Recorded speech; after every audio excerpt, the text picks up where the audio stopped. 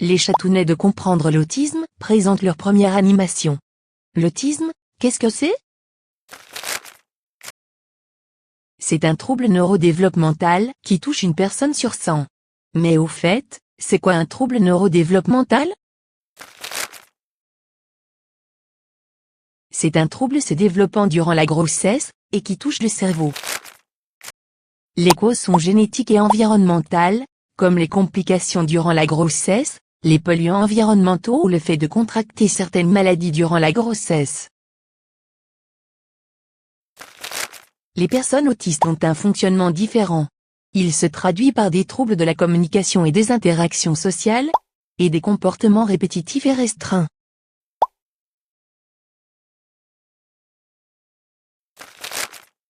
Certaines personnes autistes ne parlent pas du tout, d'autres au contraire ont un langage élaboré. Elles ont souvent des difficultés pour se faire des amis, parce que les relations sociales ne sont pas naturelles.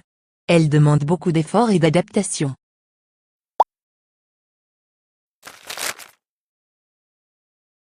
Elles développent des intérêts spécifiques, c'est-à-dire un attrait très fort pour un sujet particulier.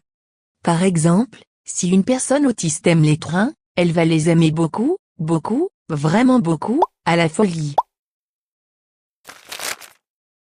Elles ont une perception sensorielle différente, la vue, l'ouïe, le goût, le toucher, l'odorat, la proprioception ou le sens vestibulaire. Elles n'aiment pas les bruits trop forts, ou les lumières vives. On appelle cela des hyper- et hyposensibilités.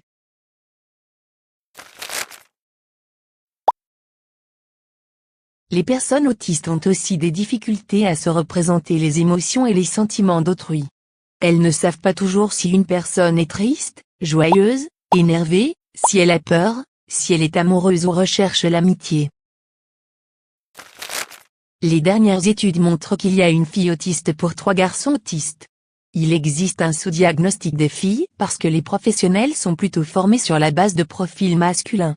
Néanmoins, il y a toujours plus d'hommes autistes.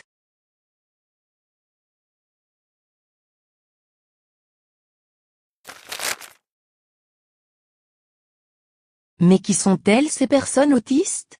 Les représentations médiatiques oscillent entre 2 extrémités du spectre, la figure de la personne autiste avec une déficience intellectuelle importante et la figure du génie savant. Entre ces extrémités, l'autisme recouvre d'autres réalités. Ce voisin discret qui est absorbé dans ses pensées et oublie souvent de vous dire bonjour. Cet enfant qui pleure dès qu'il y a un changement important dans ses habitudes et que l'on dit capricieux.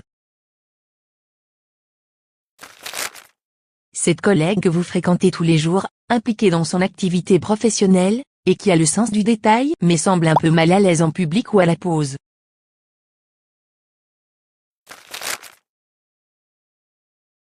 Et que veulent-elles ces personnes autistes? Eh bien la même chose que vous, aller à l'école, travailler, habiter un endroit agréable.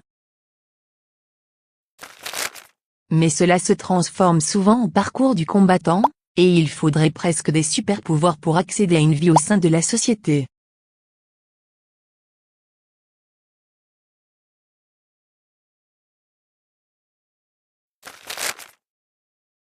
Elles souhaitent aussi parfois trouver l'amour, fonder une famille, se faire des amis, elles ne veulent pas vivre enfermées à l'écart de la société. Comme vous, elles ont des compétences et des déficits. Les personnes autistes sont toutes différentes. Particulières. Uniques.